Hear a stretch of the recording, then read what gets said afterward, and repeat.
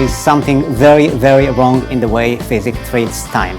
Freedom is a necessity of its own. We are already in a world that is just transcending this whole idea of the West. Why are we having less sex?